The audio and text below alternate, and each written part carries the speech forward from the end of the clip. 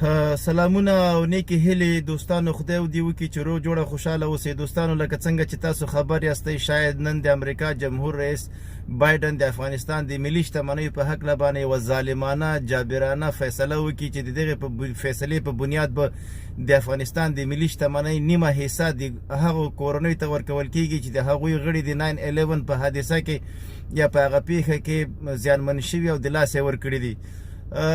چې دا یوه ظالمانه فیصله ځکه ده چې په هغه پیښه کې نه کوم افغان شریک و، نه کوم افغان، نه د افغانستان په هکله باندې کوم شواهد تر اوسه پورې وړاندې شوي دي نړیوالو ته.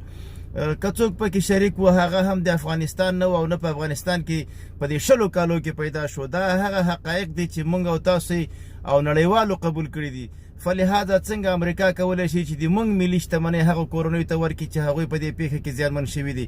راځئ افغانانو، نن د افغانیت، د اسلامیت او د هغو مظلومو افغانانو په خاطر باندې چې په افغانستان کې اوسیږو، د هغو میندو خویندو ورونو په خاطر باندې چې هلته په ډېر بد حالت کې قرار لري، د هغوی په خاطر، د خپل جغرافیا په خاطر، د افغانستان په خاطر، د مظلوم ولس په خاطر باندې په د امریکا دغه فیصله چیلنج کو. په ټوله دنیا کې، په ټوله نړۍ کې د امریکا د دې فیصلې په خلاف باندې مدني حرکتونه شروع کو. د امریکا سفارتونو په مخ کې، د اروپایي اتحادیې په مخ کې، هلته په امریکا کې د افغانان راوځي، د وایټ هاوس په مخ کې، په ټوله نړۍ کې یو قسم داسې مدني حرکتونه شروع کو چې تر څو د امریکا حکومت د خپل دغه کرغیړنې او جابرې او ظالمې فیصلې څخه واوړي.